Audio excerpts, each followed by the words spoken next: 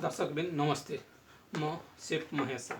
आज हामी काठमाडौँको शान्तिनगरमा आएको छौँ, जुन हाम्रो मिथिला संस्कृति, मिथिला परम्परा, मिथिला कल्चर र मिथिलाको खानपान सम्बन्धी कार्यक्रम लिएर टेस्ट अफ मिथिला, त्यसै खानपानको खोजीमा र त्यसको के रहेछ परम्परा, त्यसको हाम्रो पौराणिक, हाम्रो मौलिकता, हाम्रो परम्परा के छ त मिथिला खानपानको, त्यसै सन्दर्भमा आज म आएको छु।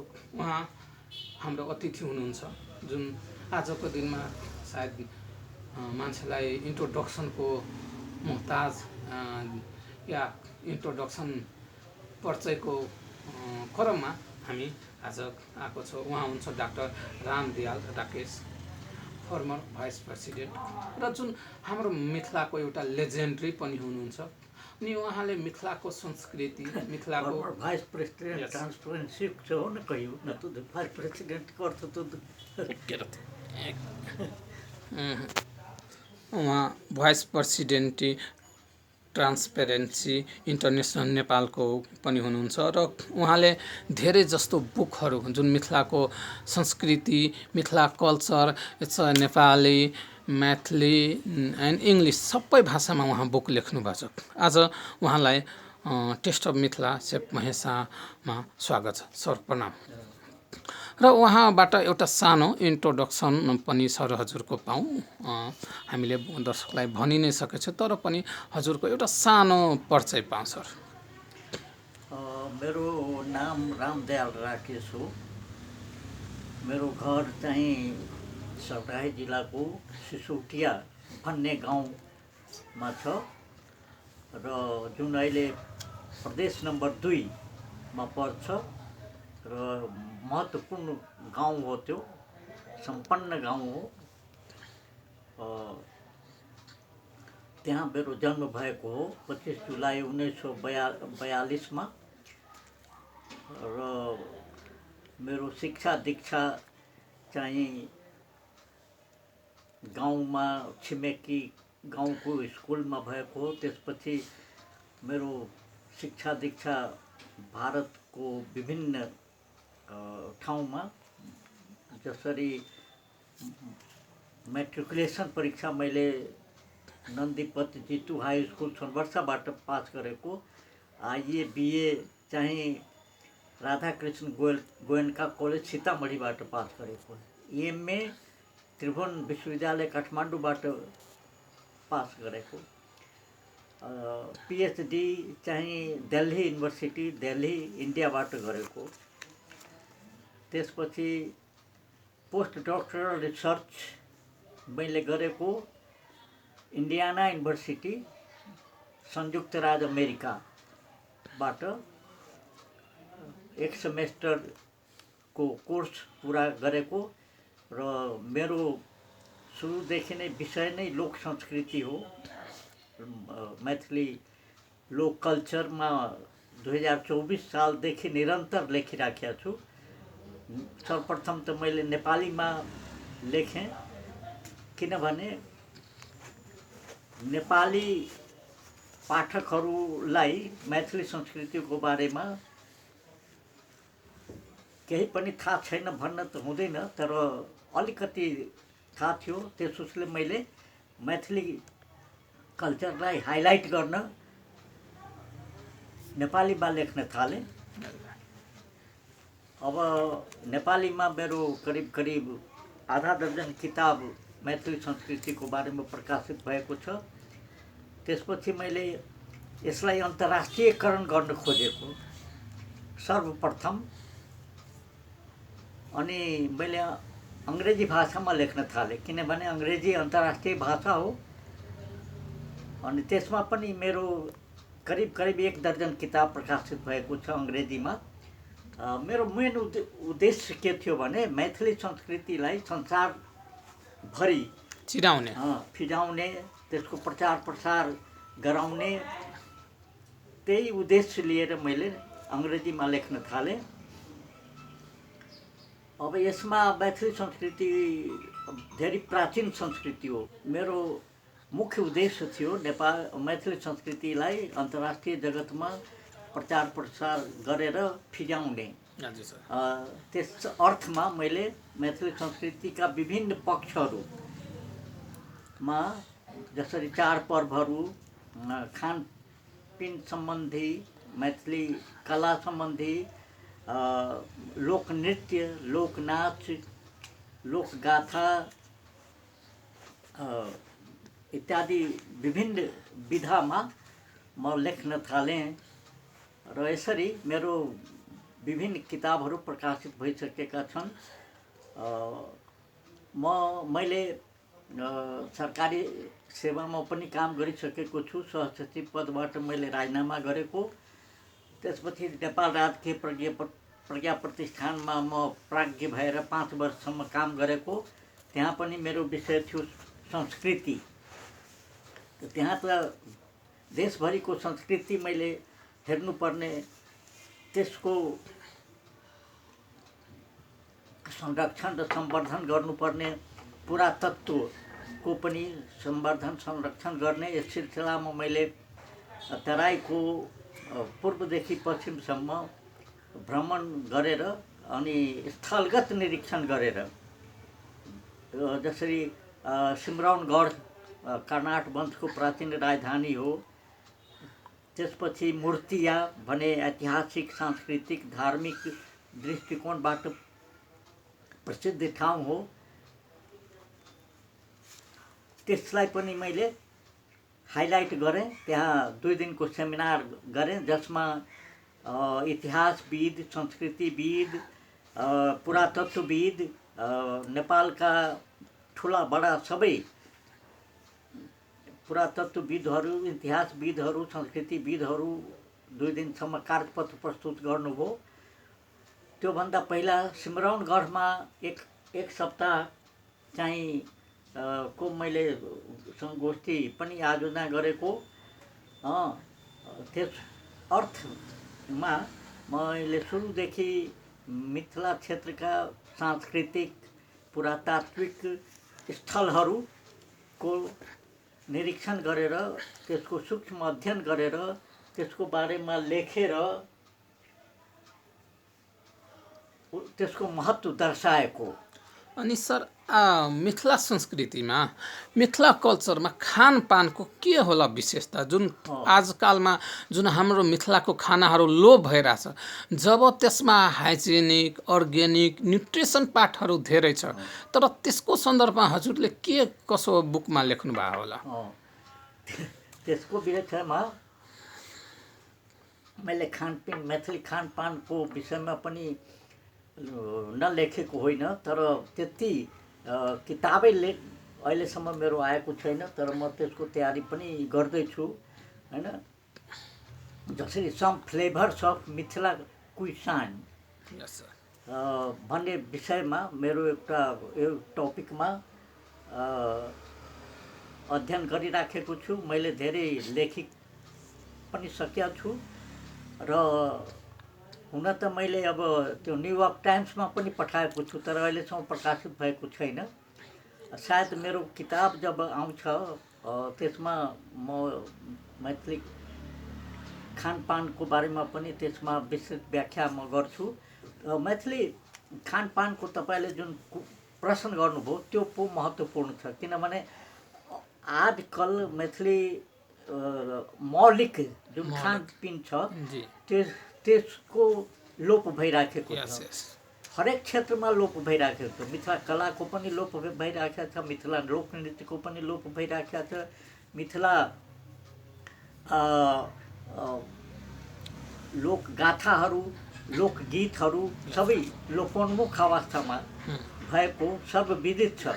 यसलाई पुनरुद्धार गर्नुपर्छ जस्तो मलाई लाग्छ। त्यस्तै मैथिली खाना कति मौलिक छ, कति हाइजेनिक छ, कति अर्ग्यानिक छ, त्यसमा कुनै मिसावट छैन, तर पनि उपेक्षित छ। किनभने मिथिलाको खानपानको बारेमा पनि कुनै राम्रो अध्ययन अनुसन्धान हुन सकेको छैन। जस्तो अब तरुवा नै भनौँ त तरुवा नै कति किसिमको तरुवा हुन्छ, परवलको हुन्छ, आलुको हुन्छ, लौकाको हुन्छ हैन, के अरे तिलकोरको पातको हुन्छ हजुर सर फर्सीको तरुवा नै कति भेराइटीको छ तर सब लोप भइराखेको छ। हुन त अब त्यसको खानपानमा अब कढी कढीभरी बरी अदौरी दनौरी तिलौरी तरकारी नै कति कमसेकम 50 किसिमको तरकारी नै हुन्छ त्यो मैथिली खानाको परिकारमा सूचीकृत भएको छैन। तर अब सूचीकृत तपाईँहरू जस्तो युवाहरू सेफहरू आइराख्नु भएको छ। अब यसको संरक्षण संवर्धन अब तपाईँहरूको जिम्मामा छ र हामी पनि जति सम्भव हुन्छ हामी गरिराखेका छौँ। तसर्थ यो मैथिली खानपान कति मौलिक छ त्यो म भन्न चाहन्छु। अहिले कोरोनाको टाइममा हामी के भन्छौँ भने हैन तपाईहरू हात खुट्टा धोएर आउनुहोस् हैन। हजुर सर हाम्रो परम्परा छ कि कोही बाहिरको आगन्तुक अतिथि आयो भने उनलाई पहिला सबभन्दा पहिला खुट्टा धुनको लागि पानी हामी दिन्छौँ हैन। अतिथि देवो भव अतिथि देवो भव मौलिक संस्कृति हो मिथिलाको। त्यसपछि शक्कर खानको लागि दिने गर्थ्यो। शक्कर जुन पौष्टिक हुन्छ शुद्ध हुन्छ त्यसमा जुन हामी मिठा भन्छौँ त्यसबाट स्वागत गरेपछि अब रेडिमेड जलपान मिथिलाको के हो चुरा दही जुन हरेक घरमा पाइन्छ। अहिले अब अभाव हुन लाग्यो किनभने भैँसीको अभाव छ गाईको अभाव छ त दुधको अभाव भएपछि दहीको अभाव हुन थालेको छ। त अहिले दही चुडाको सट्टा चुडा दही चुडा भन्दाखेरि दही प्रशस्त मात्रामा हुन्छ चुडा कम हुन्छ। अहिले दहीको अभाव भएकोले चुडा बढी हुन्छ दही कम हुन्छ के अरे दही कम हुन्छ। त्यसमा पनि चिनी हामी प्रयोग गर्दैनथ्यौँ पहिला। अब पहिला शक्कर सर्भ गर्थ्यौँ अब चाहिँ अब शक्करको पनि अभाव भयो अनि चिनी हामी प्रयोग गरिराखेका छौँ। सर यो कार्यक्रमको लास्टमा दर्शकहरू जुन हाम्रो नेपाली दर्शकहरू छ त्यसलाई तपाईँले के सन्देशको रूपमा के भन्न चाहनुहुन्छ सर? नेपाली दर्शक र श्रोताहरूको लागि के सबभन्दा ठुलो लेसन के हुन सक्छ हामी आफ्नो खानपिनको प्रचार प्रसार गर्नु पर्यो। जसरी मौलिक हाम्रो खानपिन छ भोजन हामी भन्छौँ कति किसिमको भोज नै कति किसिमको हुन्छ हैन। त्यसमा अब कति किसिमको तरकारीको परिकार हुन्छ हैन। तरुवा हुन्छ कढी बडी हुन्छ दौरी दनौरी हुन्छ अनेक किसिमको खानपान छ तर अब यसको लोप भइराखेको छ। जुन लास्टमा सकरौरी पस्कने अहिले पनि छ पहिला पनि पस्किन्थ्यो भोजमा अब डेजर्टको रूपमा खान्छ मान्छेले। कति पौष्टिक छ त्यो शुद्ध दुधमा बनाइन्छ हैन। अनि त्यो डेजर्टको रूपमा अहिले प्रयोग हुन्छ। त्यो सकरौरी पेटभरि खाना खाएपछि अन्तमा मिठो गुलियो खानु स्वास्थ्यप्रद हुन्छ स्वास्थ्यवर्धक हुन्छ त्यसले पचाउँछ हैन। अब चिया कफी त हाम्रो संस्कृतिमा पहिला थिएन तर अब चिया त हाम्रो संस्कृतिको अभिन्न अंग भइसक्यो। कफीको कम प्रयोग हामी मिथिलावासी गर्छौँ। अनि जुन कुरा सर पौराणिक कालदेखि छ माछ मखान पान त यसमा मखानको खीर पनि अहिले धेरै लाइटमा आइरहेको छ यसको सन्दर्भमा के होला? मिथिलाको प्रसिद्ध फल मखान भनिन्छ। मखान र पान स्वर्गमा पनि पाइँदैन भनिन्छ। मखानको पोखरीहरू जलाशयहरू सरोवरहरू तलाबहरू मिथिलामा प्रशस्त मात्रामा छन् अनि त्यसमा त्यो फल छ मखान। त्यो मखानलाई नेपालीमा मखना भन्छ क्यारे हैन। त्यसको पनि खीर बनाउन सकिन्छ। त्यसको फ्राई गरेर घिउमा त्यो पनि भुजा जस्तो फ्राई जस्तो एउटा आइटम त्यो मखानको पनि हुन्छ र त्यो चाहिँ प्रयोगमा आइराखेको छ र कति स्वादिष्ट हुन्छ त्यसको त भनेर साध्य छैन। लोकल खानाको बारेमा तपाईँले भन्नुभयो लोकल खानामा अब हामी भात दाल तरकारी खान्छौँ। हाम्रो मेन फुड नै त्यही हो मेन मिल नै त्यही हो हैन। र त्यो कति पौष्टिक हुन्छ दालमा प्रोटिन हुन्छ, भातमा कार्बोहाइड्रेट हुन्छ। जुन हाम्रो रहरी उल्बा दाल भन्छ, धेरै वर्ल्ड वाइड फेमस बासमतीको चामल। यस्तो मिठो हुन्छ कि अब पहिला त नेपालका काठमाडौँका हाकिमहरू स्पेसल फरमाइस गरेर मगाउँथ्यो तराईबाट यो खानको लागि, होइन? अरबा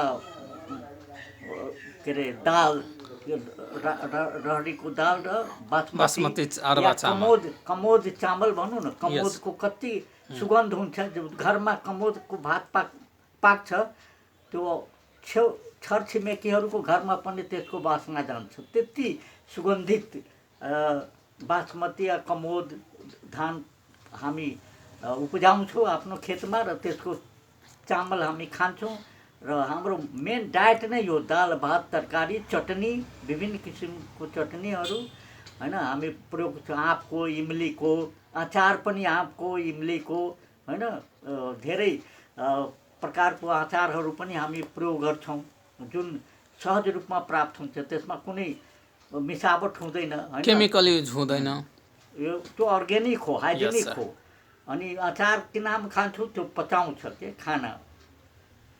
यसरी यो सब अब लोपोन्मुख अवस्थामा छ। यसलाई हामीले रिभाइभ गर्नु पर्यो, होइन? यसलाई पुनर्जीवित गर्नु पर्यो। अनि हाम्रो मिथिलाको जुन मुख्य मौलिक खानपान छ त्यसको संरक्षण सम्वर्धन गर्नु पर्यो, जुन एकदम आवश्यक भइसकेको छ। अहिले त्यो लोप भइरहेको छ। अहिले अब काठमाडौँमा तपाईँहरू जस्तो सेफ ल्याएर मिथिला खानाको प्रचार प्रसार गरिराख्नु भएको छ, त्यो ठुलो कुरो हो। र यसरी काठमाडौँमा पनि नेपालभरि मिथिला खानपानको परिचय गराउँदै हुनुहुन्छ। त्यसको लागि म चाहिँ धन्यवाद दिन चाहन्छु। तपाईँको राइटअप पनि के अरे एक्जिबिसन गर्नुभएको थियो अन द स्पट, त्यसको रिपोर्टिङ पनि मैले पढाएको थिएँ हिमालयन टाइम्समा, काठमाडौँ पोस्टमा। त्यो एउटा राम्रो यसको पक्ष हो र त्यसलाई अझ हामीले हाइलाइट गर्नु पर्यो। यति भनेर यति गरेर मात्रै सम्भव हुँदैन, होइन? यसलाई ठाउँ ठाउँमा गएर, जस्तै जनकपुर, विराटनगर, वीरगञ्ज, नेपालगञ्ज इत्यादिमा गएर यसो अन द स्पट एक्जिबिसन मिथिलाको फुडको गऱ्यो भने सबै ठाउँमा प्रचार प्रसार हुन्छ। र अन्तमा हामी के गर्छौँ? पान खान्छौँ, किनभने पान पनि त्यो पाचकको काम गर्दो रहेछ। र जुन क्याल्सियमको पार्ट धेरै छ पानमा। क्याल्सियम त स्वास्थ्यको लागि बहुत आवश्यक छ, होइन? तर त्यसमा आजकल जर्दा खान थालेका छन् मान्छेहरू, त्यो चाहिँ हानिकारक छ, त्यो हाइजेनिक होइन, त्यो अनेक रोगको कारण छ। त्यसले जर्दा खानु हुँदैन। हामी यो मुखको शोभा बढाउँछ, मुखलाई शुद्ध गर्छ। मिठा पान हामी खान्छौँ। मिठा पान त अब प्रसिद्ध नै भइसकेको छ। हुन्छ सर, अब लास्टमा नमस्ते है। नमस्ते, धन्यवाद तपाईँलाई।